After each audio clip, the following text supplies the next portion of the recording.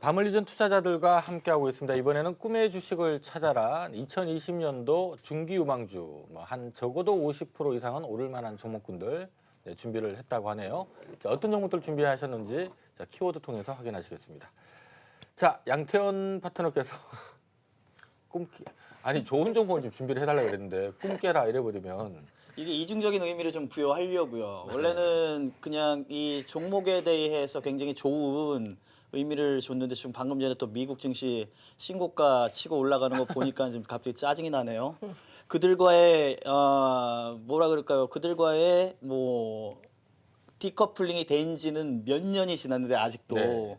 근데 미증시 지표 나온다라는 게 무슨 의미가 있습니까? 미증시 지표 안 좋게 나오면 안 좋게 나오는 대로 긴축 못하니까는 그걸 빌미로 해갖고 호재로 받아들이고 산타 랠리는 이미 나왔습니다. 신고가인데 더 이상 어디까지 더 네, 안타까운 게 산타 할아버지가 네, 영어밖에 못하시는지 영어권. 네. 네, 영어권이어서 사실 노르웨이인가 그렇죠? 네, 네, 유럽권. 유럽 쪽이죠. 네. 근데 그렇게 한번 또 한번 자, 아무튼 뭐 써보겠다. 준비한 종목은 꿈깨라. 예. 이거는 굉장히 좋은 의미입니다. 왜냐면은 정말 좋은 흐름의 모멘텀이 있는데도 불구하고 지금 소외가 돼가지고 좀 잠들어 있어요. 그래서 우리가 잠들어있다. 빨리 꿈을 깨고 예, 지금 굉장히 좋은 그러니까 잠깨라로 가야 되지 않아요? 이름 조금 이따 이름을 알려드릴게요. 왜 그런지 다 의미가 있습니다. 꿈깨라. 가위 갑자기 눌렸나 궁금하기 보네. 시작합니다. 순위 역주행. 자, 구간이 명간이다 가자 이렇게 주셨고요. 아버지 뭐 하시는? 누가 아버지 뭐 하시노? 저한테 여쭤본 거. 아버지 뭐 하시는데 하고. 지능적인데요, 이거. 오, 어떤 뭐야? 종목인지 정말 토탈 궁금해지네요. 제일 웃겼어. 2020년 우리 파트너분들이 선정하신 중기유망주 종목으로 눈으로 확인하시겠습니다.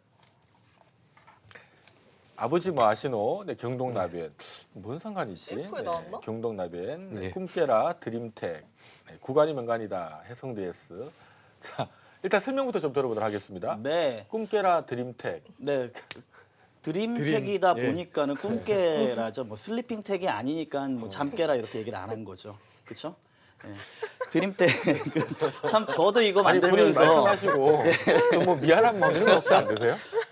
그런 마음 가지고 방송하면 안 됩니다. 예, 그 확신을 가지고 방송을 해야 되기 때문에 이 회사 같은 경우 역시나 스마트폰 관련된 회사이지만 아까 제가 말씀드렸던 라운피플 같은 경우에는 카메라 모듈 쪽이었는데 이 드림텍 같은 경우에는 지문 인식 모듈이라고 생각을 하시면 됩니다. 아까 화웨이의 레퍼런스였던 종목이었지만 이 드림텍 같은 경우에는 삼성전자 갤럭시 폴드의 굉장한 레퍼런스를 가지고 있습니다. 조금 더 설명드릴까요? 아니면 어떻게? 조금 이따 들어보도록 네. 하죠. 자, 아무튼 드림텍 지문인식 모듈 관련된 기업이고요. 오늘 좀 뭐 바짝 올랐죠. 아래 위로 꼬리도 막 달고 했는데 오늘 나무가인가요? 네, 맞습니다. 네, 지분 지분 인수한다라는 인수한다라는 유상증자 얘기 나오면서 나왔습니다. 나무가는 폭락하고 네. 드림텍은 급등하고 하는 모습이 나왔는데 조금 더 구체적인 얘기 잠시 들어보도록 하겠습니다. 자, 순위 역주행은 나쁜 뜻 아닌가요? 정말 소외받았다가 갑자기 올라오게 됐는데요. 이 회사 같은 경우에 차량용 반도체 쪽의 대장, 그리고 리드프레임 대장 기업입니다.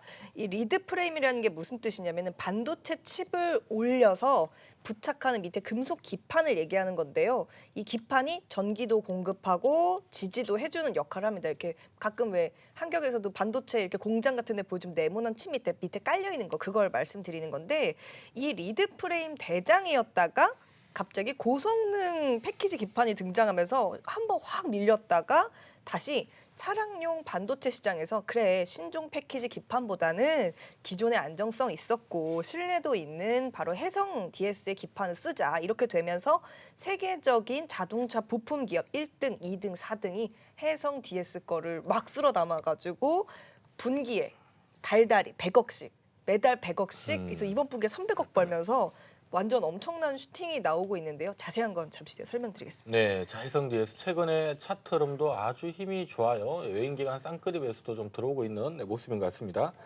자, 김영철 파트너님, 예. 아버지 뭐 하시는데 하고 경동나비에는 뭐 어떻게 연결을 시켜야 될까요? 아, 사실 이게 광고에 나왔었던 코멘트입니다. 아, 광고예요? 저는 개인적으로 되게 느낌 있게 봤었던 광고인데 지금은 이제 광고가 좀 바뀌었는데 한 몇 개월 전까지는 요 광고로 나왔거든요. 그래서 실례지만 광고가 뭐 어떻게 나왔어요? 이게 기억이 이제 안 나죠? 그 초등학생 아이가 우리 아버지는 뭐 지구도 아. 지키고 뭐도 지키고 하니까 이제 선생님이 초등학교 그 유치원 선생님이 그럼 아버지 뭐 하시는데 이랬더니 콘댕신 만들어요 이렇게 하는 광고였거든요. 유지태 배우였죠. 예, 맞습니다. 그래가지고 요 그 콘덴싱 보일러 관련된 그 뭐 우리나라 업계 최초로 이제 콘덴싱 보일러를 이제 판매한 기업이 이제 경동 나비엔이고 최근에 이제 뭐 중국 쪽 관련된 이슈 때문에 주가가 좀 많이 눌려 있었는데 그 부분들이 미중 무역 협상 이슈가 좀 해소가 되면서 다시 한번 좀 재개될 가능성이 높아졌고 그다음에 이 기업은 보통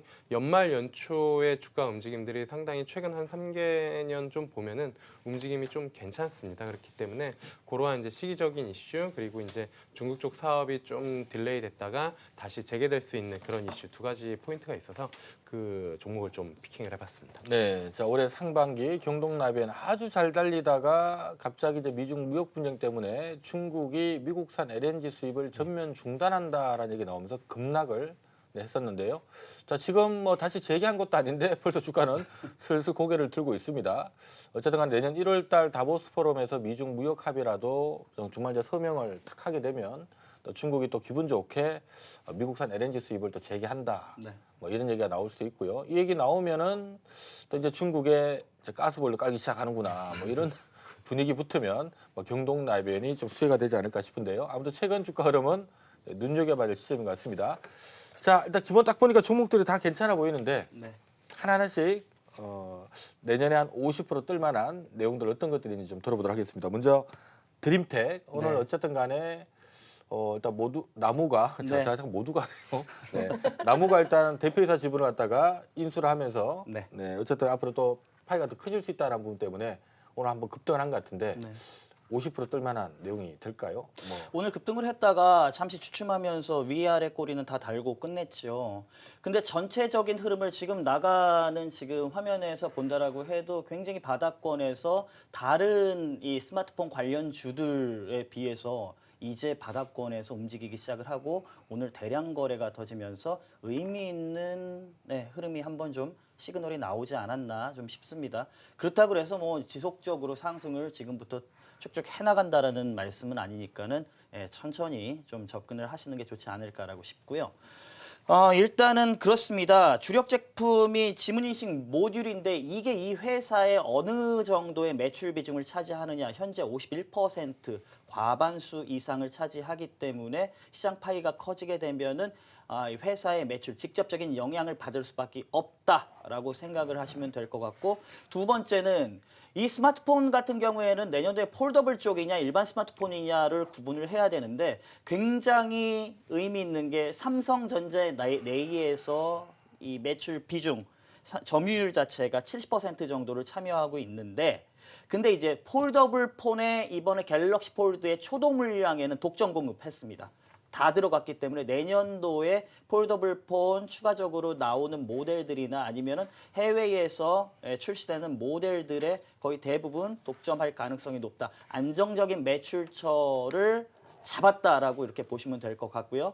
두 번째는 이제 일반적인 스마트폰 쪽, 그러니까 플래그십 모델. 우리가 뭐 플래그십 모델이라고 하면 대표 모델들을 얘기하죠. 갤럭시 S 시리즈 같은 고가의 하이엔드 비싼 이 모델에는 이미 광학식 모듈 형태로 적용이 되는데 여기에서 이제 신흥국에 상당히 많이 판매가 예상이 되는 중저가 모델 갤럭시 A 시리즈들 있죠. 이쪽으로 확대될 가능성이 상당히 높다라고 지금 보고 있습니다. 확대 적용이 되면요. 전반적으로 삼성전자뿐만 아니고 화웨이, 오포, 기타 등등 해서 이 메인급 하이엔드 모델에 있었던 기능들이 중저가 모델로 전이되는 이런 상황이 굉장히 트렌드입니다, 현재. 그래서 내년도에 중저가 모델로 이 지문인식 모듈이 넘어간다라는 거는 가능성 상당히 크고 그게 가시화되게 된다라고 하게 되면 실적 성장성 굉장히 크게 가져갈 수 있다.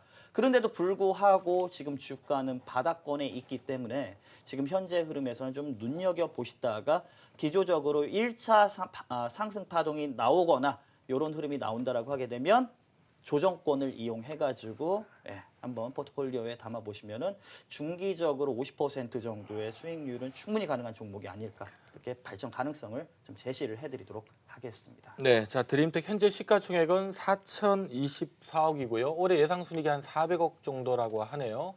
딱 PER, 버는 대비 한 10배 정도 수준인데 이 카메라 관련된 모듈 관련된 기업이나 지문인식 관련된 기업들이 크게 할증받지는 않는 편이기 때문에 어쨌든 간에 내년 내후년도 실적이 한 600억 정도를 넘겨주면 말씀하셨던 것처럼 50%도 오르지 않을까라는 생각이 듭니다. 네, 관련된 실적 한번 체킹을 꼼꼼하게 해주시면 좋을 것 같고요. 자, 해성 DS 보도록 하겠는데 자, 이것도 뭐 차량용 반도체긴 합니다만은 지금 시총이 이미 2,500억이면 이게 지금 올해 한 190억 이익은 난다고 하고요. 지금 보니까 내년에 한 300억 벌 것 같아요 하고 추정치는 뜨는 것 같은데 요것만 벌어가지고는 여기서 크게 도망가기는 좀 힘들 것 같긴 한데 자, 네. 좀 이익 전망치 어떻게 보는지도 궁금하고요. 어느 정도 목표가 보고 계시나요?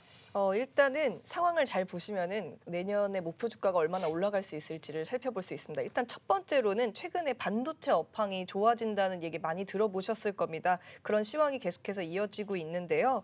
원래 본업이 리드 프레임이었는데 여기에 들어가는 이 리드 프레임이 메모리에도 들어가지만 비메모리에도 들어갑니다. 그렇다 보니까 SSD 카드 들어가지, 고속 D램 들어가지, 모바일 D램 들어가지, 일반 D램들 다 들어가고요. 거다가 자율주행차, IoT, 음성인식 배터리 쪽에 VR, AR까지 싸그리 다 들어가기 때문에 업황이 좋아지면서 실적이 개선됩니다. 근데 제가 오늘 준비한 거는 얘가 핵심인 건 자동차 반도체 쪽인데요. 2015년에 543억 벌고 매출 증가액이 22%였습니다. 근데 그 다음에 751억을 벌더니 매출 증가가 27%로 상승합니다. 그 다음에 2017년에는 조금 더 버는 905억을 벌면서 27% 증가율은 비슷한데 2018년이 되자마자 1,145억을 찍으면서 매출 증가율이 35%가 상승합니다. 그런데 2019년 1,351억 벌더니 매출 증가폭이 거의 50%를 상승하게 되면서 매출액이 굉장히 좋아졌는데 이 이유가 글로벌 전장 부품 업체 1등 NPX 그리고 2등 인피니온, 4등 ST 마이크로라는 회사에 납품을 하고 있는데요. 뿐만 아니라 삼성전자, 하이닉스에도 납품을 하고 있습니다. 그러다 보니 2020년 예상 실적이 전년 동기 대비 한 15% 증가 한 4,300억 정도 예상치 나오고요. 영업이익은 한 52% 성장한 366억 정도 예상이 되고 있습니다. 기관이 지금 목표 주가를 17,000원에서 2만 원 정도까지 낮게 잡혀서 나와 있고요. 코리아 서키트나 아니면 그 대덕전자랑 비교했을 때 PR이 평균 동종 대비 한 7배로 매우 저렴하게 지금 주가가 돼 있습니다. 지금도 기관과 외인 수급이 나쁘지 않은데요. 워낙 티나지 않게 올라오다 보니까 아침 급등주에선 잘 걸려들지가 않습니다. 그래서 오늘 소개를 드렸는데 이 기업이 일단은 차량용 반도체 대장 1등, 2등, 세계적인 4등 기업을 완전히 덮은 회사라고 설명을 드릴 수 있을 것 같습니다. 네, 자 해성 DS에 대한 투자 포인트까지 들어봤고요. 경동나비엔 바로 좀 들어보도록 하죠. 어쨌든 뭐 이벤트는 연초에도 많은 것 같고 예. 또 정말 이 중국이 석탄 보일러 쓰다가 가스 보일러로 바꾸면 예. 어떤 성장 기대감도 크시긴 할 것 같은데 예. 자, 50% 올라갈 만한 내용 뭐 어떤 걸로 보고 계십니까? 일단은 뭐 첫 번째로는 그 말씀드린 것처럼 국내 쪽 모멘텀도 좀 있다라고 보시면 좋을 것 같습니다. 국내에서도 일단은 그 친환경 보일러 콘덴싱으로 교체를 하면은 정부에서 20만 원 지원금을 주거든요. 그렇기 때문에 정부에서 적극적으로 좀 장려를 한다라는 그런 부분들이고 일단은 뭐 국내 시장 같은 경우에는 어느 정도 이제 뭐 풀 찼기 때문에 해외 쪽에서 모멘텀을 받아야 밸류 프리미엄을 받는데 미국 같은 경우에서는 온수기 시장이고 그다음에 러시아, 중국 진출을 해 있는데 항상 경동나비엔의 주가를 끌어올렸었던 건 중국 관련된 이슈였습니다. 근데 중국 쪽에서 그 이제 석탄에서 가스 쪽으로 이제 넘기려고 하는 그러니까 그 그 다음 세대로 이제 넘어가는 교체 그 부분들을 했었는데 그게 이제 아무래도 가스는 LNG 쪽 수입이었는데 그게 미국 쪽 그 미중 무역 분쟁 때문에 막혀 있었거든요. 그래서 그 부분들이 해결이 되면은 주가가 한 단계 더 뭐 레벨업이 될 수 있지만 그 부분들이 조금 안 된다 하더라도 지금 중국이 러시아 쪽에서 그 PNG 그러니까 파이프로 똑같은 LNG인데 LNG는 배로 운반을 하는 거고 PNG는 파이프로 하는 건데 러시아에서 가까우니까 파이프로 이제 끌어왔거든요. 이게 이제 10월 달에 그 러시아 천연가스 공사 파워브 시베리아에서 이 1단계 완공이 됐고요. 그다음에 12월 2일부터 지금 중국 헤이링이랑 창링 라인을 통해서 이쪽에서 이제 공급할 예정이고 이러한 부분들이 점차 이제 뭐 늘어나고 있는 그런 상황이기 때문에 미중 무역 분쟁 이슈가 되면은 주가가 한 단계 더 뭐 레벨업을 강하게 할 수 있는 트리거고 그게 안 된다 하더라도 일단은 러시아 쪽에서 가스를 들여오고 있는 그런 상황이기 때문에 석탄 보일러에서 가스 보일러 쪽으로 넘어가는 이 부분들은 트렌드로 잡힐 수 있다. 단 한 가지 조금 뭐 말씀드릴 건 경동나비엔이 거래량이 조금 뭐 시장에서 원하는 만큼 나오지는 않는 종목이기 때문에 혹시 관심을 가지시고 투자하신다라고 하면은 거래량 그런 부분들에 좀 유의하셔서 관심을 가져보시면 좋지 않을까라고 보고 있습니다.